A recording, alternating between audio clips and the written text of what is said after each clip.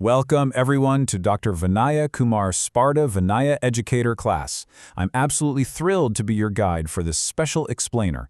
For all the dedicated UPSC and KPSC aspirants tuning in right now, consider this your ultimate, high-yield masterclass on the human respiratory system.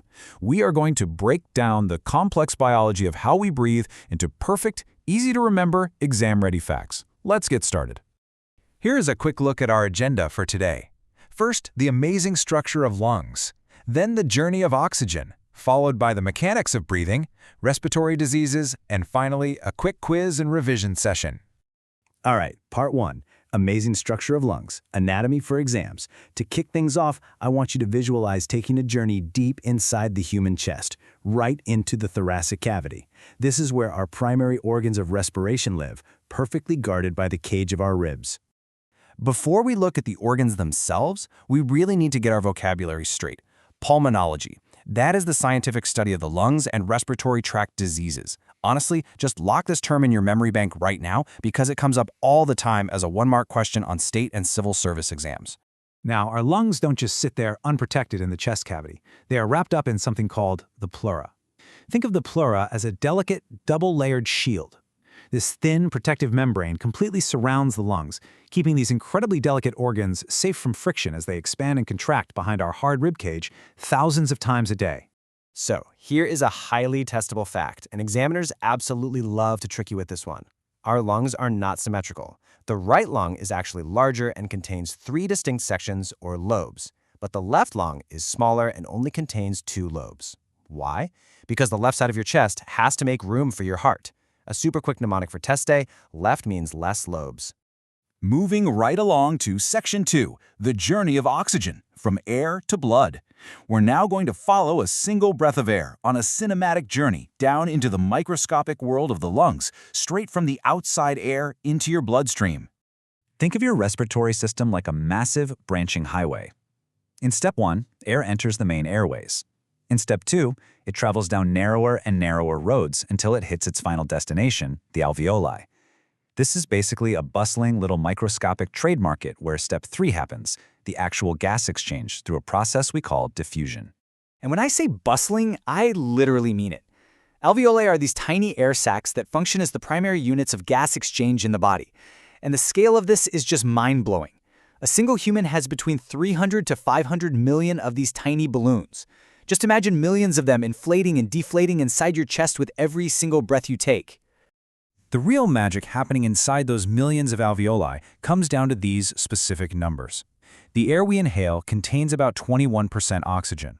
The alveoli grab that oxygen, and in return, they release the body's waste product. So the air we exhale ends up containing about 4.4% carbon dioxide. It's a continuous, perfect microscopic swap. But you might be wondering, how does that oxygen actually get around the body once the swap is done? Well, that's where hemoglobin steps in. Think of hemoglobin as a massive fleet of tiny delivery trucks waiting right at the edge of the alveoli market. It's the vital blood protein responsible for picking up that fresh oxygen and driving it all over your body to keep you alive and energized. Okay, pay really close attention here, because this is a major exception to normal human anatomy, which makes it prime real estate for exams. Normally, arteries carry oxygen-rich blood, and veins carry oxygen-poor blood, right? Well, in the lungs, it is completely reversed. The pulmonary artery carries oxygen-poor blood from the heart to the lungs, and the pulmonary vein is the vessel that carries the fresh oxygen-rich blood back to the heart. Write that down, underline it, memorize it.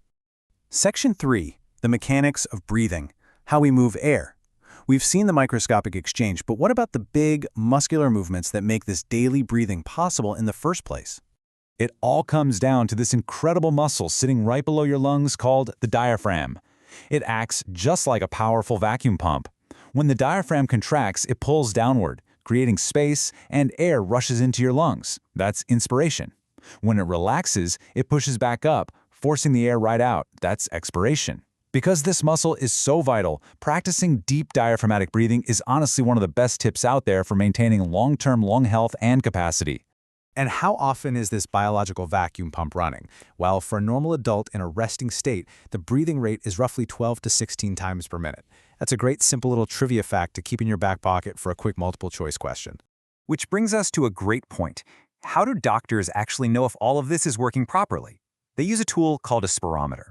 This is the essential medical instrument used to measure your lung capacity, testing the health of literally everything we've just discussed, from your diaphragm strength right down to your airway volume. All right, Section 4, Respiratory Diseases, Pathology for the Exam. Remember, exams don't just test healthy anatomy. They absolutely love testing what happens when healthy lung function fails. We need to sharply contrast healthy anatomy with these common disease symptoms. Let's walk through this highly testable summary table. These 4 diseases come up all the time. First, tuberculosis, which is caused by the Mycobacterium tuberculosis bacteria. Next is pneumonia. Notice the specific symptom here. It is an infection that causes fluid to fill up in those tiny alveoli. Contrast that with asthma, which is an inflammation of the larger airways causing breathing trouble. And finally, emphysema. This is specific, physical damage to the alveoli, most commonly caused by smoking.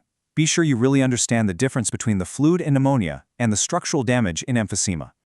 Okay, Section 5, Quiz and Revision. Test your knowledge. You have absorbed a ton of great information. Now it's time for a quick-fire active recall session. This is exactly how you lock these facts in permanently for exam day.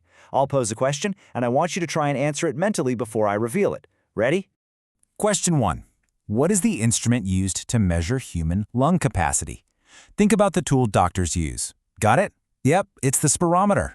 Question 2. Which specific blood vessel carries oxygen-rich blood from the lungs back to the heart? Remember, this is that huge exception to the rule we talked about. The answer is the pulmonary vein. Last question. Which respiratory disease is primarily characterized by alveolar damage due to smoking? Think back to our pathology table from just a minute ago. The correct answer is emphysema. Fantastic job. To wrap everything up, here is your final cheat sheet. The right lung has 3 lobes, the left has 2. The pleura is your protective membrane. The alveoli are your primary gas exchange units.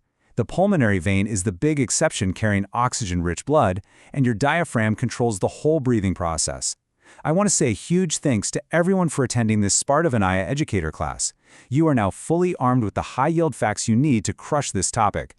But before you log off, considering those 300 to 500 million delicate microscopic balloons are literally the only thing standing between the oxygen in the room and the blood in your veins, what are you doing today to protect your own precious respiratory health? Keep studying hard, and I'll see you in the next explainer.